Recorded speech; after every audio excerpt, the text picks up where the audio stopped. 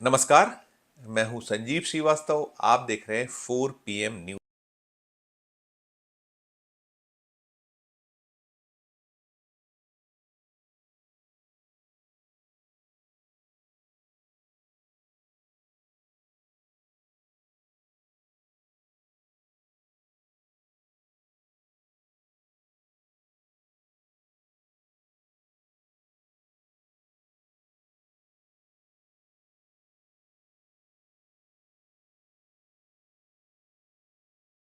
सहित कुल 5 राज्यों में विधानसभा चुनाव हुए थे।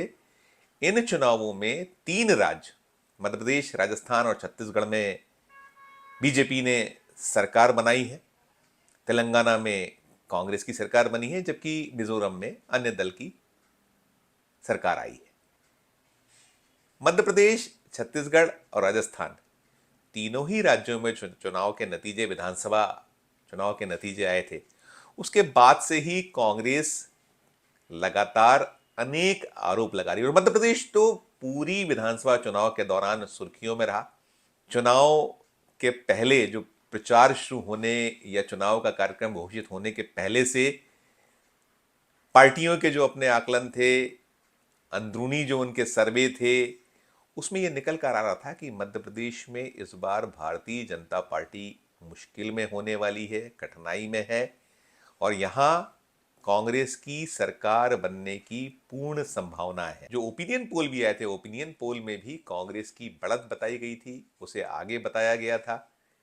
यह निकलकर आ रहा था कि यहां मुकाबला कांटे के साथ साथ कांग्रेस की ओर झुकाव ज्यादा संभावित है। हालांकि जैसे जैसे चुनाव आगे बढ़ा, वैसे वैसे कुछ सीन बदलता चला गया, और अंत में तो यही निकला कि कांटे के साथ साथ बीजेपी चुनाव की जो फाइट है उसमें लौट के ऊपर बढ़ रही है, आगे हो रही है। लेकिन अंतिम दौर में जब एग्जिट पोल आए, जो ओपिनियन पोल रहे, उसमें कुछ ऐसी एजेंसी रही जिन्होंने बीजेपी की बढ़त काफी बतलाई, और नतीजे जो आए, नतीजे बेहद बेहद चौंकाने वाले रहे। जो आकलन थे, आकलन धरे रह गए। खासकर एग्जिट पोल के जो आंकड़े थे, एक दो एजेंसीज थी जिन्होंने जो एक संभावनाएं जतलाई थी, आंकड़े कुछ उसी के अनुरूप रहे। मध्य प्रदेश में विधानसभा की 230 सीटें, और 230 सीटों में बीजेपी ने 163 सीटों पर अप्रत्याशित जीत अर्जित की। कांग्रेस को महज 66 सीटों पर संतोष करना पड़ा, एक सीट अन्य दल के खाते में गई। तो वो तो एक पूरा मंजर या एक परिदृश्य अलग हम कह सकते हैं रहा था, जिसको लेकर तमाम आरोप प्रत्यारोप का सिलसिला चला, अभी भी जारी है।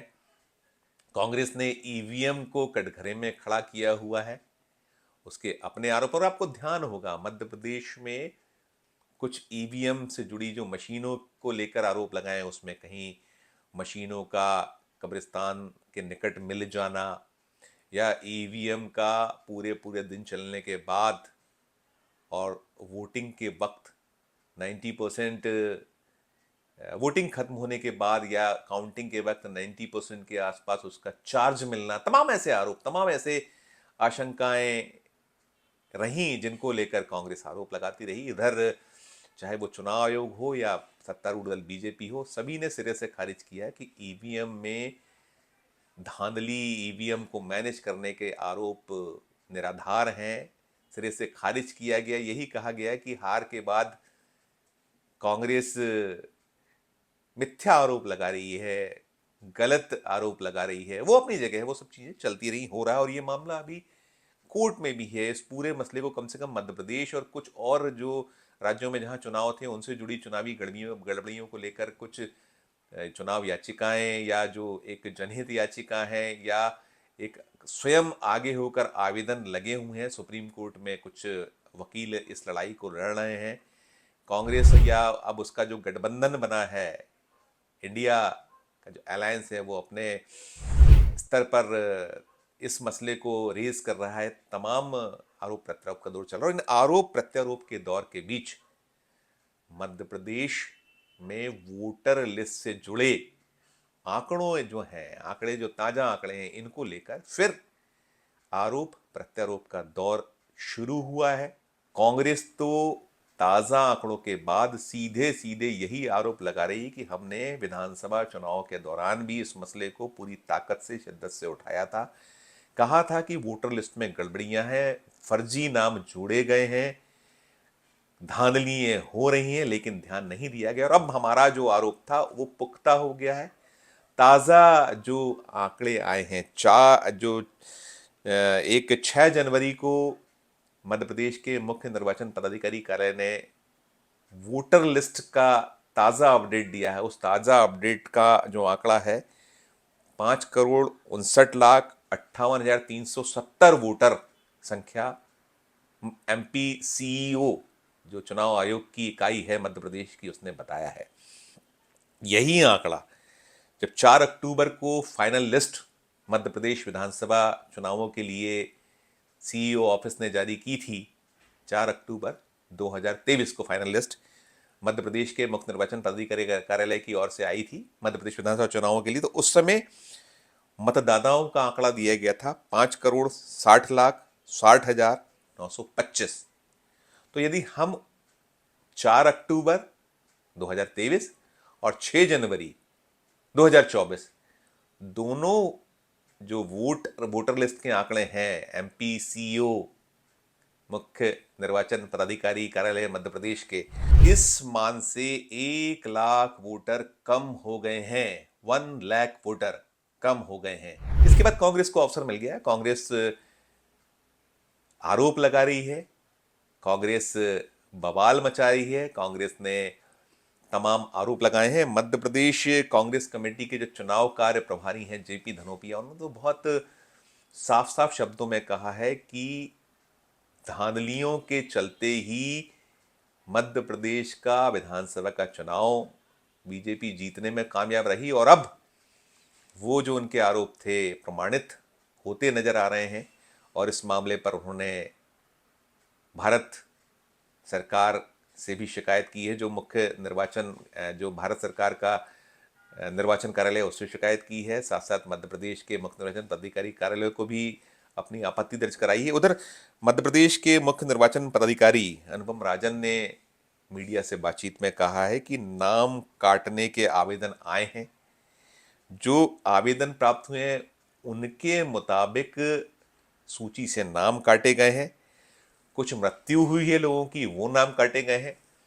अब बड़ा दिलचस्प सी बात है कि 17 नवंबर को मध्य प्रदेश में विधानसभा चुनावों के लिए वोटिंग हुई थी, और उसके बाद 3 दिसंबर को मतगणना हुई। और 17 नवंबर को जो वोट पड़े थे मध्य प्रदेश में, तब तक जो वोटरों का जो आंकड़ा था वो 5,60,60,925 रहा था 17 नवंबर तक। 3 दिसंबर को परिणाम आए, और अब यह आंकड़ा पुनः दोहराऊंगा, 5,59,58,370 रह गया है। मतलब 1 लाख से ज्यादा वोटर मध्य प्रदेश में कम हो गए हैं। तो बवाल इसी पे मचा है, सवाल इसी पे खड़े हो रहे हैं। और कांग्रेस पूरी दमदारी से सत्तारूढ़ दल को कटघरे में खड़ा कर रही है। मध्य प्रदेश में यदि आप ध्यान करें तो 48% से कुछ ज्यादा वोट परसेंट बीजेपी का रहा है, और कांग्रेस 40 पॉइंट समथिंग पर रुकी थी। 8% के ऊपर का अंतर ही वोटरों का जो वोट मिले वो रहा। इसके चलते बीजेपी ने धमाकेदार जीत अर्जित की है, और तमाम आरोप, तमाम प्रत्यारोप इसमें इसे लेकर चल रहे हैं, और पूरा का पूरा मसला कोर्ट कचहरी भी हो रही है। तो कुल मिलाकर अब मध्य प्रदेश का मुख्य निर्वाचन पदाधिकारी कार्यालय वोटरों की संख्या को लेकर कटघरे में खड़ा किया गया है। एमपी सीईओ जो चुनाव आयोग का राज्य इकाई है, उसने अपनी सफाई दी है। और ये चूंकि अभी लोकसभा चुनाव निकट हैं, पूर्व के मसले सुलझे नहीं हैं, तो लगता यही है कि ये मामला अभी बहुत जल्दी ठंडा होने वाला नहीं है। अभी आज इसकी शुरुआत मध्य प्रदेश में हो गई है, और ये मामला आगे और गरमाएगा, इसको लेकर कोई इनकार नहीं कर पा रहा है। फिलहाल इस वीडियो में इतना ही। हम फिर किसी नए वीडियो के साथ आपके समक्ष उपस्थित होंगे। हमारा मध्य प्रदेश का ये चैनल नया है, इसे लाइक कीजिए, इसे सब्सक्राइब कीजिए। यदि आपने ज्वाइन का बटन नहीं दबाया तो ज्वाइन का बटन जरूर दबाइए, और हमारे इस वीडियो के कमेंट बॉक्स में जाकर वीडियो को लेकर कमेंट भी कीजिए, हमारी हौसला अफजाई कीजिए, और देखते रहिए 4 PM Madhya Pradesh, 4 PM national और 4 PM हमारे अन्य राज्यों के चैनलों को। धन्यवाद, नमस्कार।